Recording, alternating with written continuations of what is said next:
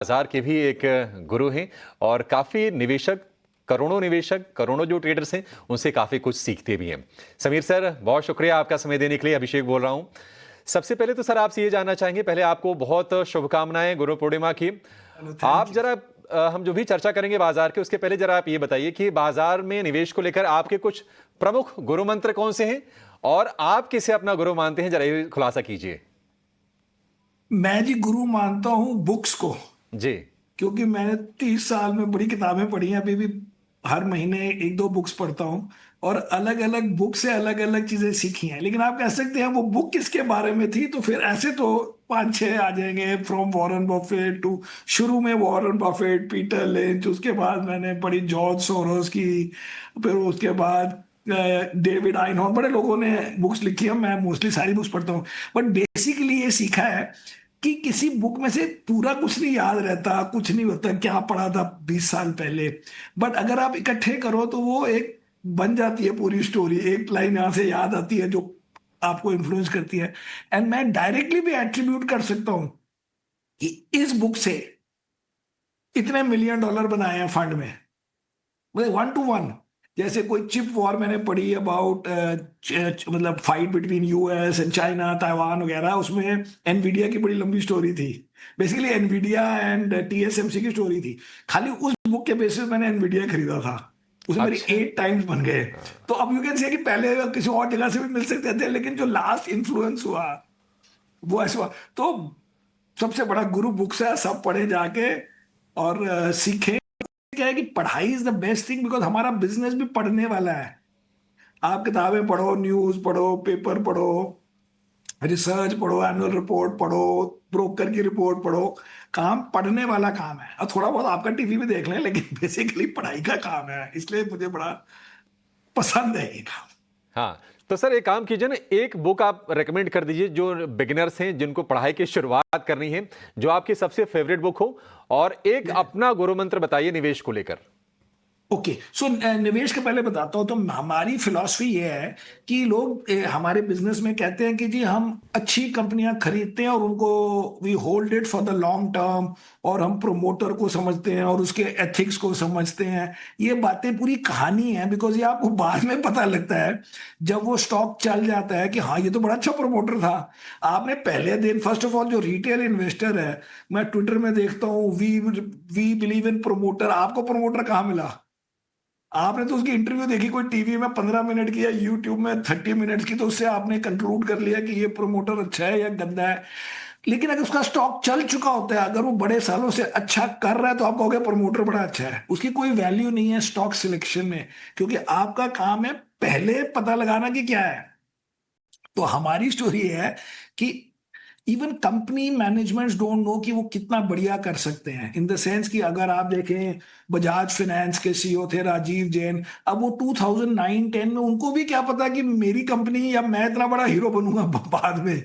Because वो company के CEO city bank से आए, सपोज आईएम से आए, कोई और फाइनेंस कंपनी उनका भी सीईओ किसी बैंक ऑफ अमेरिका से आया, किसी और आईएम से आया, तो सारे बराबर लगते हैं। इसलिए हम कहते हैं कि आप अच्छी चीजों को ढूंढना बंद कीजिए। आप गंदी चीजों को अपने पोर्टफोलियो या अपने यूनिवर्स में से निकाल दीजिए, और उसमें आप एक भी कहानी टॉलरेट मत करें कि ये पहले गंदा था लेकिन अब ठीक हो गया है, ये गंदा था लेकिन स्टॉक अब चीप हो गया है, या ये वैल्यूएशन बड़ी हाई है लेकिन इसकी अपॉर्चुनिटी बहुत बड़ी है। जैसे कोई आदमी कह रहे 100p का स्टॉक ले लो, नहीं नहीं बट इसमें ना 25 साल की स्टोरी है। ये सब चीजें नहीं हम करते। हम कहते हैं आप पहले रिमूव द नेगेटिव। और नेगेटिव रिमूव करने से क्या होता है, वैसे ही आपको पता है कि पोर्टफोलियो जो है, मतलब market index whatever 13-14% per annum बढ़ता है।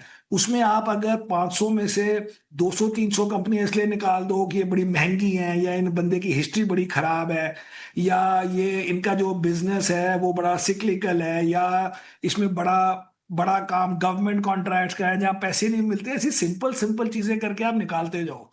फिर बाकी जो 200-250 रह जाएंगी, उसमें आप एफर्ट डाल के 25 नहीं, हम तो 40-50 कंपनियां लेते हैं। और फिर उसके बाद आपको प्रे करना है, क्योंकि आपको भी नहीं पता, उसको भी नहीं पता। बट देन आप 50 लोगे, उसमें आपकी 20-30 अच्छी चल जाएंगी। लेकिन जो नहीं चलेगी वो आपको लूट के ना ले जाए, वो पिट पिट के दूसरे का पोर्टफोलियो ना खराब कर दे, वो घूम फिर के प्लस माइनस, कोई किसी को फायदा होगा किसी में नुकसान। लेकिन पहले आपको पोर्टफोलियो क्लीन अप करना है। इसलिए ये जो कहानियां रोज होती है ना कि आज उसने ये कर दिया वो कर दिया, सबको पता है उनकी हिस्ट्री खराब है, लेकिन फिर भी लोग लगे रहते हैं, दिन रात लगे रहते हैं। बिल्कुल Sameer sir, Mansi this side, गुरु मंत्र मिल रहे हैं आपसे हमें, और it's such a pleasure to talk to you this morning. Guru Purnima की आपको ढेरों शुभकामनाएं। Thank you. समीर सर, वैसे तो आपके बेहतरीन किताबों के खजाने के बारे में हम जानते हैं, और वो इसलिए क्योंकि वक्त वक्त पर, त्योहारों पर, उस खजाने में से कुछ बेहतरीन किताबें आप हम तक भी पहुंचाते हैं, जिसके लिए हम काफी थैंकफुल हैं। Thank you. हम कहते हैं सबको सिखाओ, बिल्कुल बिल्कुल। बुक पढ़े, भेजो। तो उसमें मैं आपको 1 मिनट एक जोक सुना दूं। तो हाँ। मैंने एक बुक भेजी, 2 बुक्स। तो मैंने कहा बुक पढ़ी कि नहीं पढ़ी? कहते हैं सर जहां पढ़ी, जहां रखी थी वहीं पढ़ी है। नहीं समीर, ऐसे नहीं करना है, पढ़ना है। मैं तो इतना बता सकती हूँ कि ऐसा बिल्कुल नहीं है, और मैं बिल्कुल ये समझती हूँ कि किताबों को क्यों आप अपना गुरु मानते हैं। कहीं पढ़ा था कि किताब पढ़कर आप काफी बड़ा ट्रैवल कर सकते हैं, ना जाकर अपने कमरे में ही किताब पढ़कर भी आप दुनिया घूम सकते हैं। लेकिन Sameer, coming back to markets, देखिए विदेशी बाजार से काफी कुछ हो रहा है। टैरिफ फ्रंट पर नए डेवलपमेंट्स आए दिन, डोनाल्ड ट्रंप उसके लिए जाने जाते हैं। भारतीय बाजार की दशा दिशा इस वक्त आप कैसे देख रहे हैं? तो मुझे लगता है 2 चीजें हैं जो इंडिया के लिए थोड़ा फायदा है। इतना बड़ा कोई स्टोरी नहीं है कि आपको 20% रिटर्न मिलना चाहिए, but 10-15% return which is a good return in normal situation हो सकता है। सो फर्स्ट इसकी टैरिफ वॉर में अभी तक तो ये लगता है कि इंडिया एंड में पॉजिटिव इफेक्ट हो सकता है। बिकॉज पहले जब अप्रैल में नंबर्स आए थे तो इंडिया का भी काफी हाई टैरिफ था, 26। अब क्या है कि चाइना का आपको लगता है 10 है लेकिन 35 है, बिकॉज उनके ऊपर 25% फेंटेनिल टैरिफ भी है, और पुराना भी 20 है, चलो उसको छोड़ो। सो 35 एडिशनल टैरिफ लगा है। बांग्लादेश पे लग गया, श्रीलंका पे लग गया, वियतनाम पे 20 लग गया। These are the countries where basically आप टेक्सटाइल, इलेक्ट्रॉनिक्स ये वगैरह कर सकते हैं। सो अगर इंडिया ने एक्चुअली 10, 12, 15% कर लिया तो बहुत ही रिलेटिवली अच्छी चीज होगी। And also India, may be I don't know about ये सीड्स वगैरह का, जेनेटिकली मॉडिफाइड का, लेकिन ऑटो सेक्टर वगैरह को तो प्रोटेक्ट करने की कोई लॉजिक मुझे लगती नहीं है। तो होपफुली अगर कुछ डील में एक आध सेक्टर में थोड़े दिन के लिए प्लस माइनस होगा, but I think India will come out ahead, अगर ये जो बातें हो रही हैं कि डील हो गई है या होने वाली है। सेकेंड थिंग इज फ्लोज के रिलेटेड। सो फ्लोज में क्या है कि यूएस से लोग दुखी तो हैं, चाहे मार्केट ने काफी रिकवरी कर ली है इस साल, and you can see it everywhere कि जो फॉरेन इन्वेस्टर्स या ग्लोबल इन्वेस्टर्स या इवन यूएस इन्वेस्टर्स, अब वो उतने पैसे यूएस में नहीं रखना चाहते या डालना चाहते जितने पहले थे। तो अभी क्या सिचुएशन है कि around 65 to 70% of world equity money is in US, और वो 2010 वगैरह से पहले 55% के करीब होता था।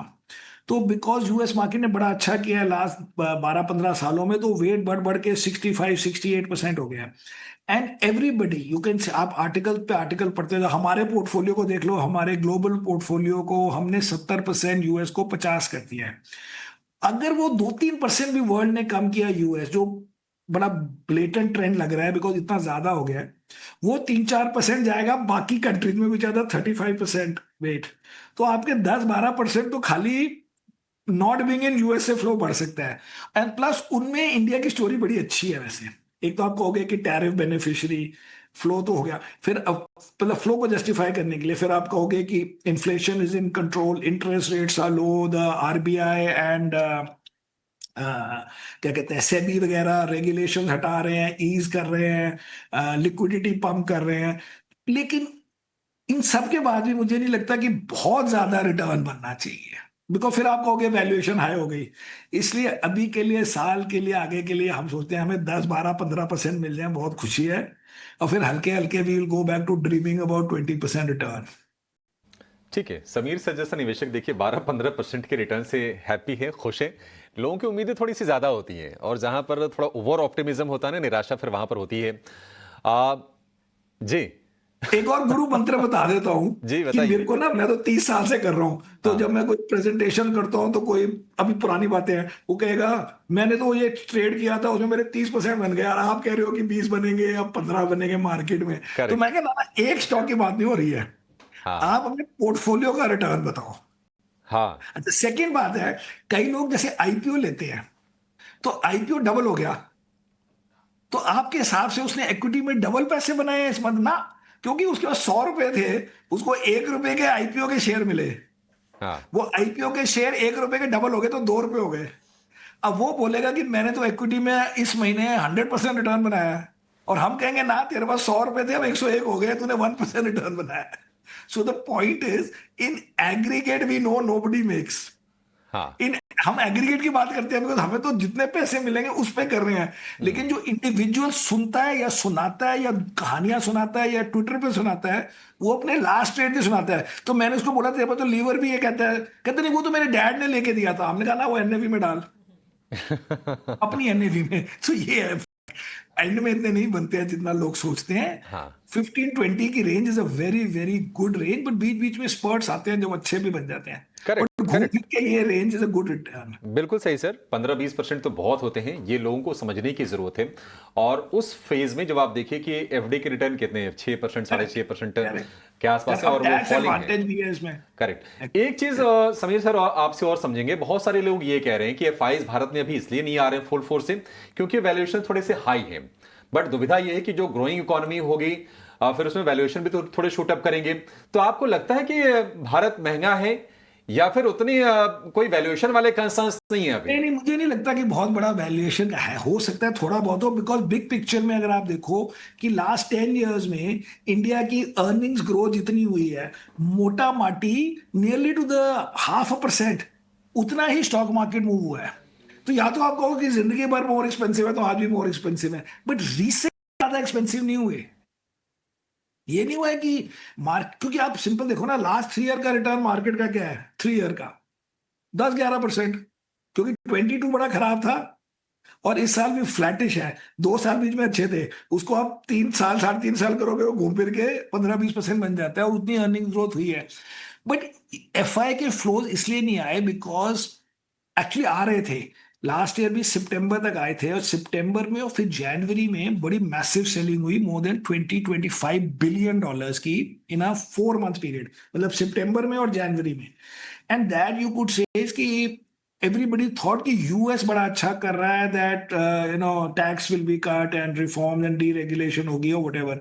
उसके बाद अब देख लिया कि बड़ा अनसर्टेन है यूएस में, that is what I am saying.